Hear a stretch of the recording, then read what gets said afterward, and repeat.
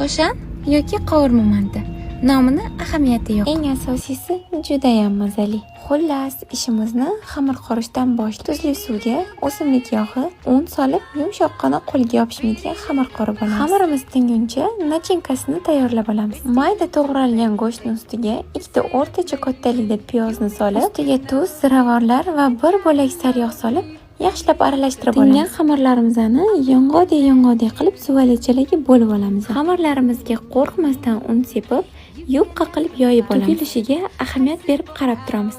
Xuddi videoda ko'rsatilgandek qilib baliqcha shaklida tugib olamiz. Hamma mantalarimizni shu tartibda baliqcha shaklida tugib chiqamiz. Tugib olingan mantalarimizni qizib turgan yog'ga solib, o'rta olovda oldi va orqasini tillarang tusga kirguncha qovurib olamiz. Qovurib olingan mantalarimizni qasqonga terib chiqamiz va 40 daqiqa davomida pishirib olamiz. Mantalarimiz tayyor bo'ldi. Svejiy pomidorlarimizdan sous tayyorlab olib, issig'ida dasturxonga tortamiz. Siz ham shu retsept asosida albatta tayyorlab ko'ring. Mazasiga gap bo'lishi mumkin emas. Video yoqgan bo'lsa, yurichani bosib, kommentariy yozib qo'ysanglar xursand bo'laman.